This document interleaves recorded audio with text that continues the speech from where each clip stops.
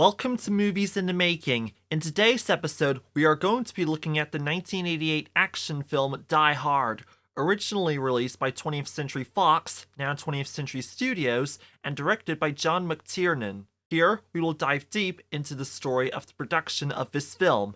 This is a notable film to talk about this Christmas. Whether or not it is a Christmas film is something I will leave for you to decide.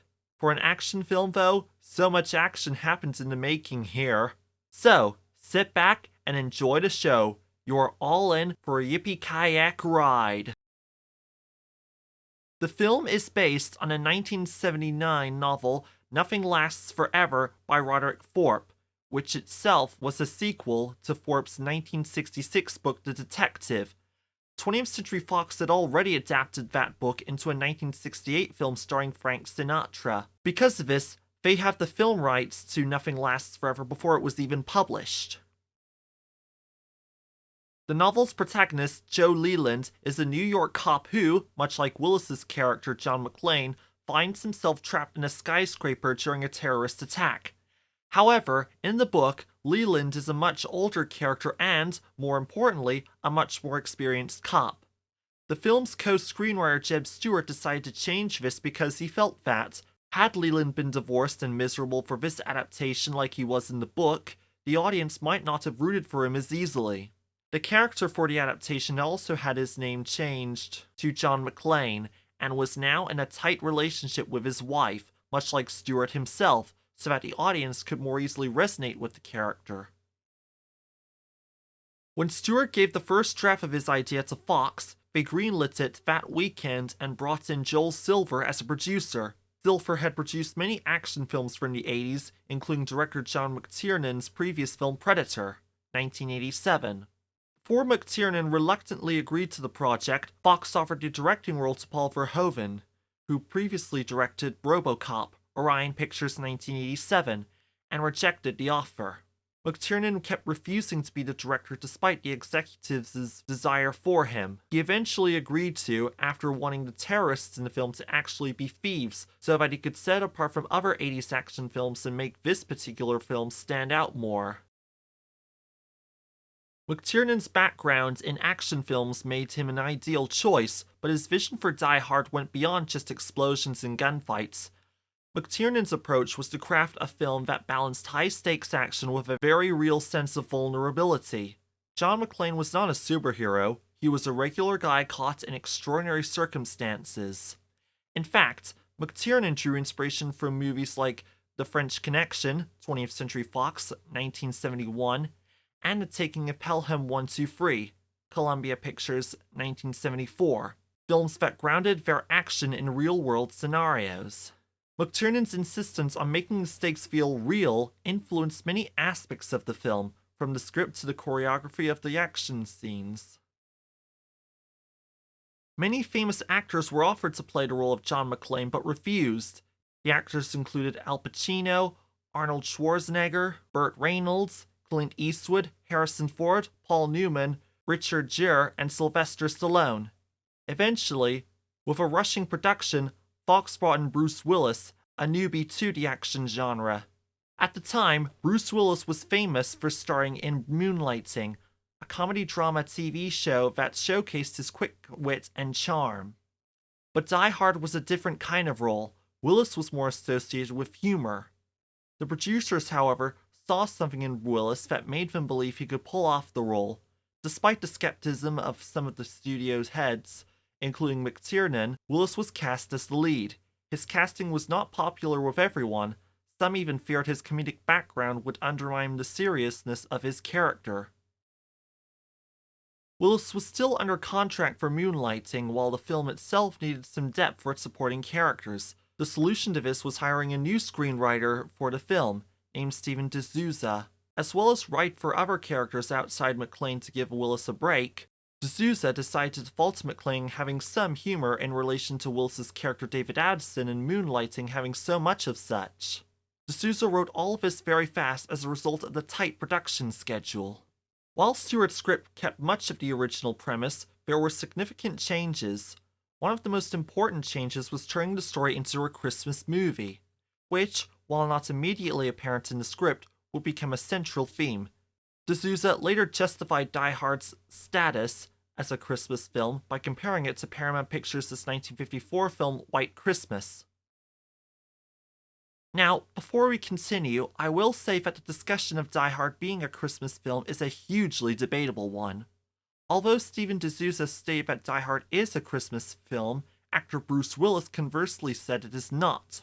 On the 28th of July 2018, as part of a Comedy Central roast about him, Willis explicitly said, "Die Hard is not a Christmas movie," and this sparked a cheer of applause from the audience. This area is hugely subject to debate. I shall leave all of you individually to decide this for yourselves. The main villain, Hans Gruber, is portrayed by the late Alan Rickman.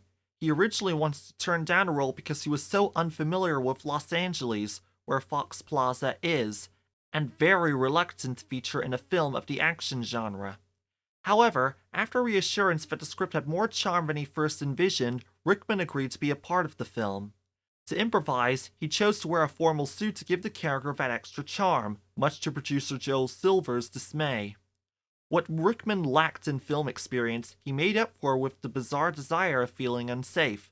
To justify this, he called theater, a profession of his, deadly.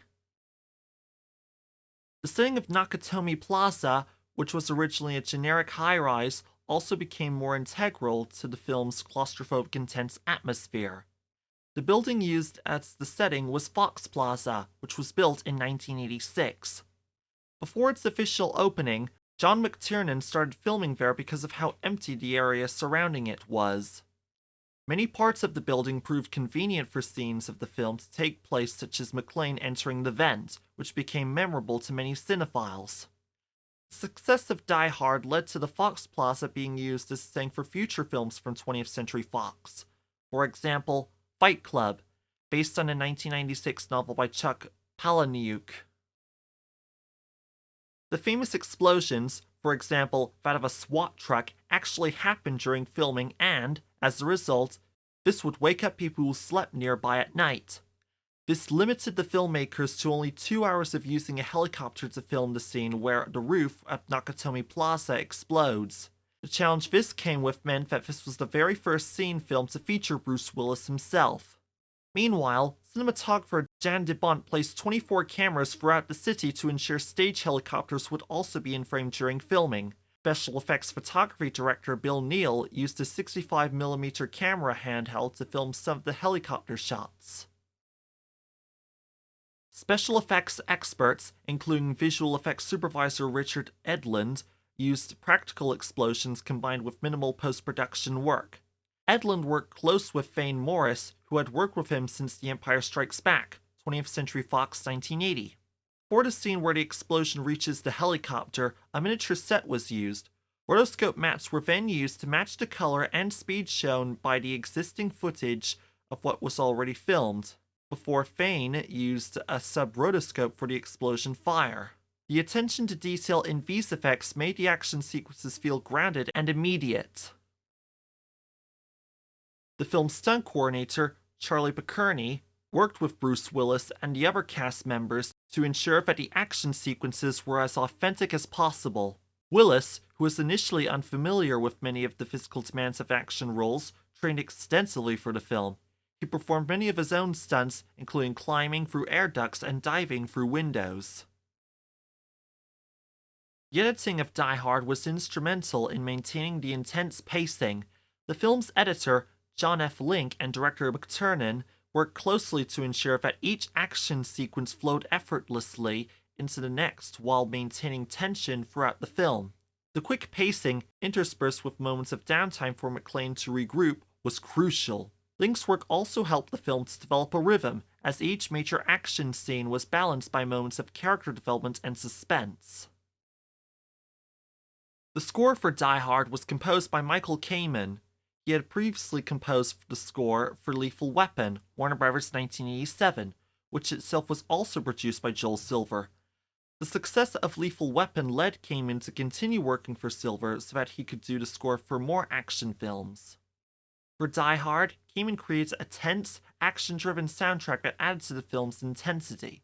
Kamen used a mix of orchestral music with synthesizer elements to reflect the modern setting of the film while still providing a traditional, sweeping feel to the action sequences. The music for Die Hard became an integral part of the film's identity, helping to elevate the dramatic moments and action scenes alike. As of the 22nd of December 2024, Die Hard has a 94% critics rating on Rotten Tomatoes, a 72 rating on Metacritic, an 8.2 rating on IMDb, and a 4.1 rating on Letterboxd. The film's budget was about $28 million, and it grossed a total of about $83 million, following its initial release date of the 15th of July, 1988, making it the 10th highest-grossing film of 1988. The film's success also launched a franchise with 4 sequels, video games, and a legacy that continued to shape the action genre. The film was nominated for several awards, including the Academy Award for Best Film Editing, and remains one of the most beloved action films ever made. It was even voted by readers of the magazine Rolling Stone as the 10th best action film of all time in a poll conducted in 2015. And that wraps up our deep dive into the making of Die Hard. We've journeyed through how and why the main character from the source material was changed completely, how Alan Rickman got to portray the villain, and what was done to make all the explosions look believable, including the actual explosions that happened and ones made for the miniature sets. Die Hard was not just a film, it was a significant addition to the action genre that broke stereotypes about the genre and left a huge impact on pop culture. Although the film was first meant to be based on Roderick Thorpe's Nothing Lasts Forever, Die Hard was developed into its own thing that has no relation to Thorpe's first book, The Detective, or its 1968 feature adaptation. In 1990, 2 years after Die Hard came out, Die Hard 2 was released, this time loosely adapted from Walter Wagner's 1987 book, 58 Minutes. If you enjoyed this episode, don't forget to like, subscribe, and hit that bell icon to stay updated on all things movies in the making. Let us know in the comments what you think of Die Hard, if you have any favorite moments from the film that we did not touch upon, or what films you would like to see covered by this channel. Also be sure to check out our community page, where we announce what films will be talked about by this channel each week. New posts arrive every Friday. Thanks for watching, and we'll see you all next time on Movies in the Making, where we will be talking about The Lion King, Walt Disney Pictures 1994, and more films to follow along the way.